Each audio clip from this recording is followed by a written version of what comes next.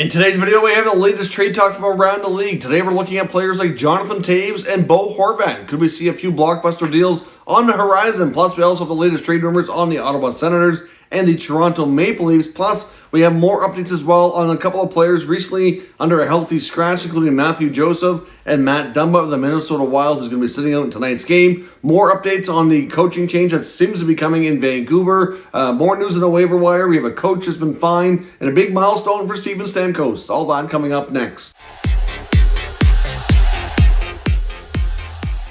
So welcome back to another video here at Top Shelf Hockey. As I mentioned, we've already been NHL news and some trade talk to take a look at today.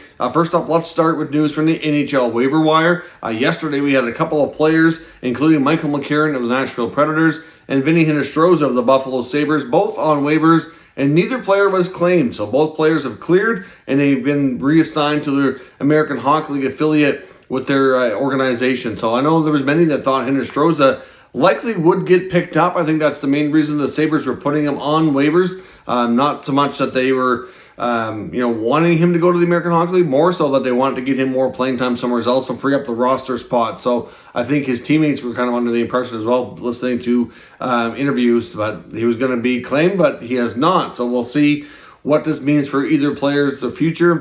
They can both play in the minors for now, and we'll see what happens. It's a big milestone last night for Steven Stamkos of the Tampa Bay Lightning. Obviously, I think he's already at a point in his career where we can safely say that he's a first ballot Hall of Famer, but this kind of adding to the accolades and the milestones to solidify that fact, became another NHL player to reach 500 career goals. Last night, actually scored multiple goals. He's over 500 now.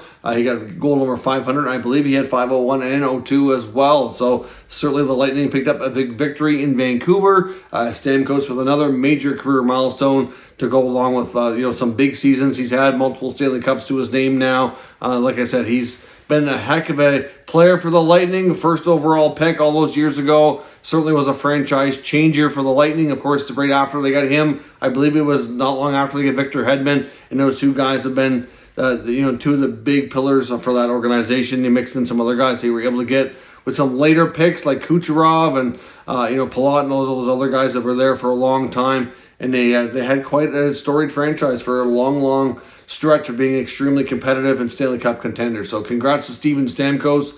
One heck of a great milestone, and be curious to see what more he can accomplish in his career. I think he still has lots to give based on what we've seen here from him recently. Panthers head coach going to the other team in Florida, Paul Maurice, has been fined $25,000 for comments made on the officials after their Panthers' recent game in Toronto against the Toronto Maple Leafs. Basically, I know the Panthers and Maurice were unhappy with the officiating, but he went as far to say after the game that the officiating was nothing to do with his team, that it was basically personal. He said that the referee kind of had a personal vendetta against him. Obviously, Paul Maurice was once kicked out of an NHL game a while back in his career, and it's the same referee that ejected him from that game that they had last night. So he feels that ref still has, a personal vendetta against him. I don't really know that that's fair to say. Certainly anybody in the NHL, for coaches or executives or anybody else who's going to complain publicly like that about officiating, is going to get nailed with a fine. Of course, all fines are paid to the NHL Foundation. It does go to a good cause, thankfully, but still, I'm sure Maurice probably doesn't care too much. I know they're paid quite handsomely, but they're certainly not paid at the level that some of the players are, so it is a bigger deal. And these fines for coaches commenting on officials, a lot more money than you see players for injuring people on the ice, so it's certainly kind of weird how the CBA is aligned from that standpoint. But I'd love to know your thoughts on the officiating if you watched that game, and did Paul Maurice actually have a lot to complain about? I know there certainly was some questionable calls, but I'm not sure that it was quite as bad as he was letting on. I didn't see the whole game, though. I only seen bits and pieces, but we'll see what everybody thinks on that one. We have multiple reports indicating that Rick Tocchet is quite likely going to be named the next head coach of the Vancouver Canucks as early as Monday. Every time we hear updates on this, it seems to be happening sooner and sooner. When it was first mentioned, like last week, it was believed that it could be as long as 4 weeks from now, from then, so another probably 3 weeks from now, that it could happen. Then we heard back, I want to say a few days ago, Elliot Friedman was talking about the fact that it could be within 2 weeks or less. and now we're hearing it could be as early as Monday. Obviously, Rick Tocchet actually acknowledged the speculation. Of course, he's currently working for TNT on their panel in the U.S., and he was asked about it. And basically all he said was that he knows Jim Rutherford and Patrick Allvin really well, that they worked together for a long time. He talks to them regularly about lots of things, but he did acknowledge that there was recent conversations, but he said he has not signed any contracts or anything, and for right now is still a TV analyst. So, didn't really deny anything either, so hard to say. I really think that these reports, considering how many different reporters have had the information to suggest it's going to happen, I think it's fair to say it will. I kind of do feel bad for Bruce Boudreau, to be honest. I really don't know that the Canucks organization has... I think they've kind of forgotten how to treat people. The public humiliation and comments from Rutherford towards Bruce Boudreau is absolutely, in my opinion, unacceptable and unprofessional. And I'm really disappointed. Not only do I think Rutherford has not done a great job in Vancouver so far, but the fact that he's gone out of his way to really give Boudreau such a hard time publicly, not needed at all. Bruce, you can say what you want about him as a coach, whether or not he's done a good job or he's the right coach for that team, but he seems like he's a really good man, been a long time, well-respected NHL coach. Be a little bit more professional, Canucks, and especially Jim Rutherford. Like, you shouldn't be having press conferences anymore, because all you do is give headlines to reporters and talk bad about your own employees. So I'm really not fond of that. I'm really disappointed with how things have gone for Rutherford. I thought he was better than that after all the years he's been around the NHL, but that's my take on that. Now, sticking with teams that might be going through some change, I want to touch on the New York Islanders. Certainly a team who had a good start to the season, but have certainly faded and kind of back into mediocrity here. They've had some good stretches and not so good stretches this season, and I know Islanders fans are becoming restless with the fact that we still hardly ever hear from Lou Lamoriello, and there's been really nothing to look at change. They've had a few youngsters up. Like, for example, they called up William Dufour, one of their top prospects. Tough game last night against the Boston Bruins, the top team in the NHL. Dufour, obviously, is a promising young power forward type. Comes up after having a real solid start to the American Hockey League season. I was a little surprised they called him up. I wasn't sure he was completely ready, but still, the fact that he had played well down there and they had an opportunity to bring him up, even if it was only going to be for one game, still, it's fine. It gives him a taste and an experience that'll help keep him motivated. But yet, then on top of that, they played him in a good spot with Matthew Barzal's line.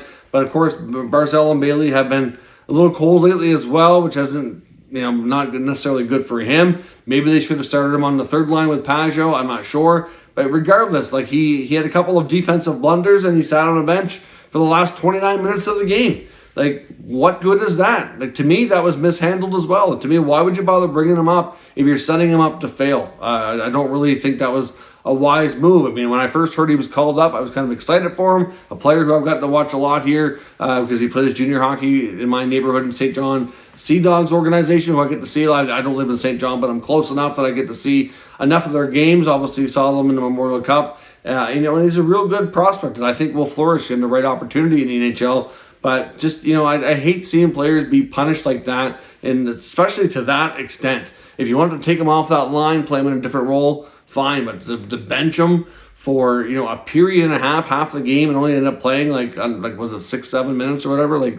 I don't know. I just don't agree with that kind of treatment. I hope this doesn't impact Dufour's, confidence or, have any issues that way. But, he's a good young player, and I just don't understand why they would do that. But fans are getting restless on Long Island, and the chants are starting in the arenas that Lou must go. We heard the same thing. It's not to the extent where things were out with Garth Snow, the last GM who the fans were really protesting and wanted out. They had billboards made across the area saying Snow must go. I remember those days. Of course, that was near the end of the John Tavares era before he left. And of course, when Tavares went to the Leafs and they lost their top player, a lot of us thought that they were going to really drop in the standings, and they surprised us all. But I'm starting to wonder if this team has gone as far as it can, the way it's made up. They obviously let go of a Hall of Fame coach, Barry Trotz, and I didn't expect them to be that much different with Lane Lambert. Lambert is a longtime Trotz associate. I mean, he's learned everything he probably knows from Barry Trotz.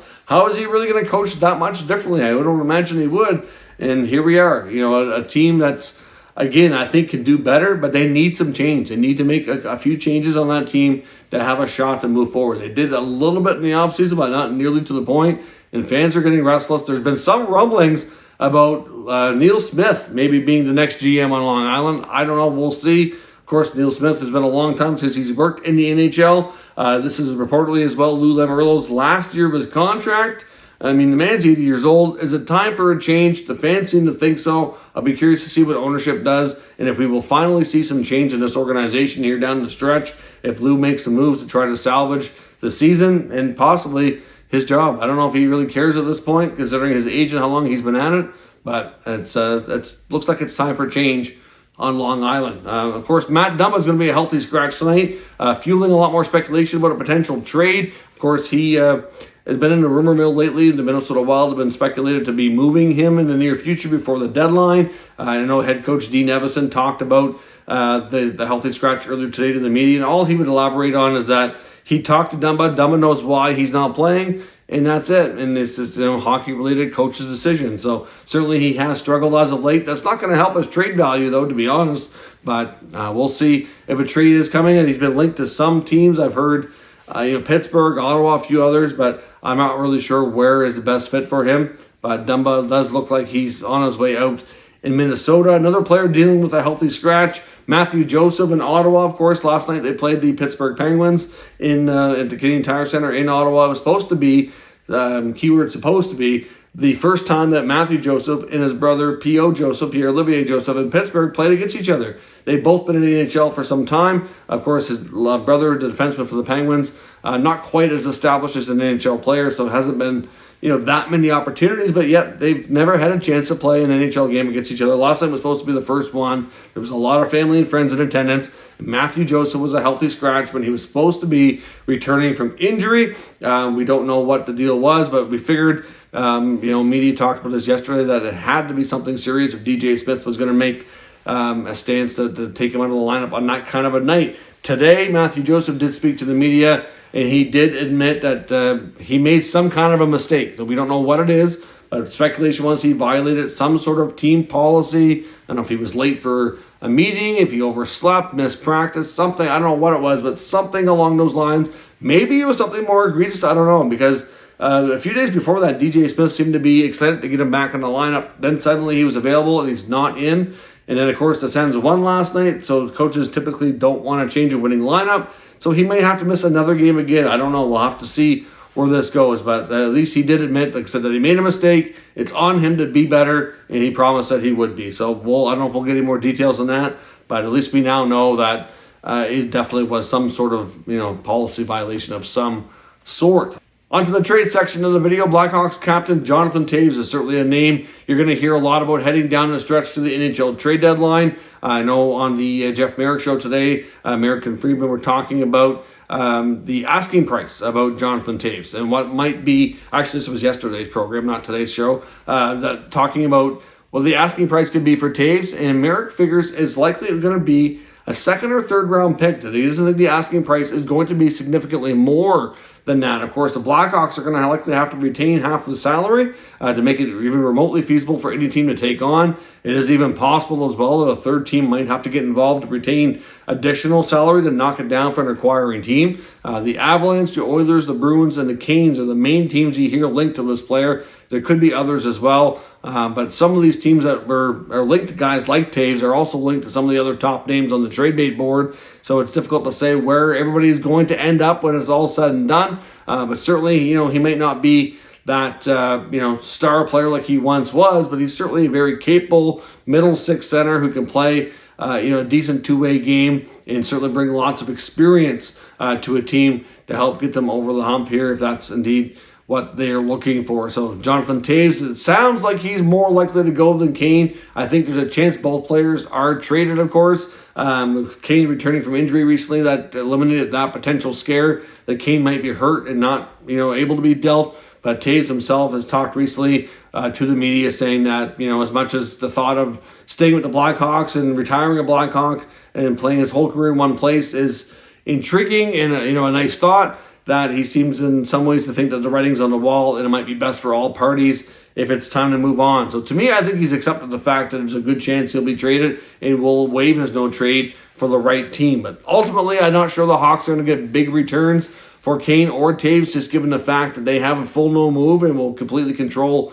their destination. So the negotiating power is certainly not going to be in their hands. So we'll see. There's a potential blockbuster deal, according to thefourthperiod.com, that could see Bo Horvat go to the New Jersey Devils. Horvat's going to be one of the top guys that generates the most interest at the deadline. It seems a very, very high probability he's going to be traded. And the Devils are a team that has been rumored to want to give their players a nice reward for having such a good season and really making a better stab at the playoffs. I think even going to the playoffs, I think New Jersey's still going to have some very tough opponents regardless of who they face, and they can have all this work done. It's still possible they could have a first-round loss. Like, it's not a given that they go deeper than that. There's going to be some tough teams to get through, and I think a guy like Horvat and his two-way play and goal-scoring ability that we've seen this year will be absolutely huge to any team that gets him. So obviously New Jersey would be a team that'd be well positioned as well to give the Vancouver Canucks a solid offer. It's believed that, based on comments from Jim Rutherford, that they don't really want necessarily all draft picks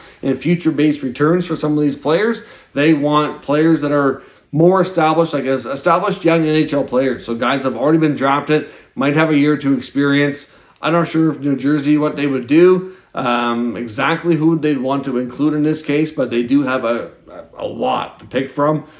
So it's hard to say what the requests would be from Vancouver, but they're one of the few teams that have a lot of options in that regard. TheFourthPeriod.com is also reporting that the Ottawa Senators have interest in Blue Jackets defenseman Vladislav Gavrikov. Of course, Gavrikov is going to be one of the D-men ahead of the deadline. He gets a lot of interest as well. A good stay-at-home, shutdown defenseman, can play top 4 minutes. Looking back to last year, seeing a guy like Ben Sherratt generate a first-round pick plus is what the Jackets are likely going to be looking for. Plus, of course, the Jackets themselves, when they traded David Savard to the Lightning back a couple of years ago, they also got a really good return and are going to use that for comparable as well. And to some degree, he does make sense for the Senators, but I'm not convinced that any kind of deal on the blue line is imminent with Ottawa. Pierre Dorian recently did a radio interview, I believe it was TVA Sports, saying that the next 6 weeks are going to be pivotal to determine if they're buyers or not. So he said that some people think they're going to be sellers because they're currently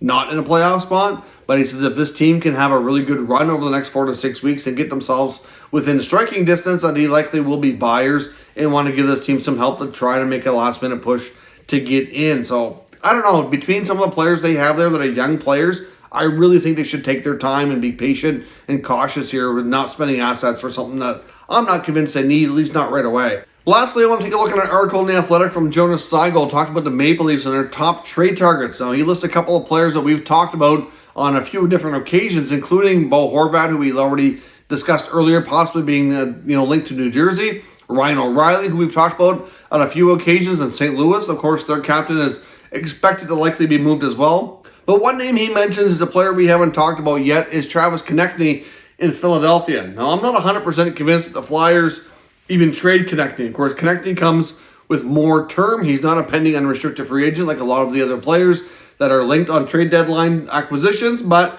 he does come with a lot of character, goal scoring ability, and could be a fit in the top 6 to really solidify things with the Toronto Maple Leafs. There's no doubt. I think depth scoring and probably some help on the blue line would be the main 2 areas that you'd want to see the Maple Leafs likely add. Of course, the price tag is going to be quite dependent, but I would think, though, the Konecny might be too expensive for the Leafs in a variety of ways. I think from a cap perspective, it'd be super challenging. Secondly, I'm not sure what the asking price would be, but I know that the Leafs seem to be, from what we're hearing on different reports, reluctant to include their first-round pick or top prospect Matthew Nyes. We know their other top prospect, Nick Robertson, suffered a shoulder injury, he's out for the season. I can't imagine he'd be included with that kind of serious injury. So if you take those things off the table, the Leafs would certainly have to have a couple of things come off the roster to create some financial flexibility. I really don't know that it really makes sense for the Flyers to do that. I don't know if they can really get a good enough return package from the Leafs. I understand why Konecny might be a good fit there. I just don't know how everything lines up. I honestly think a player like O'Reilly, to me, is probably the best suited. He's having a bit of a down year, pending UFA. I don't know what the asking is going to be from Doug Armstrong in St. Louis, but I would think it'd be more feasible than maybe a guy like Konecny who's coming with term. He's going to last longer. He's younger as well, so we'll have to see where this goes. But according to this Athletic article, they feel Konecny makes a lot of sense. I don't disagree. I just don't think they have the assets to make the trade work. So I'd love to know what you think down in the comments. Let me know your thoughts on that and everything else discussed today, and we'll discuss further. Of course, if you're new to the channel, make sure you subscribe, stick around. We'll keep you up to date with all the latest news, rumors, and analysis of all 32 NHL teams. Thank you for watching, and I will catch you next time.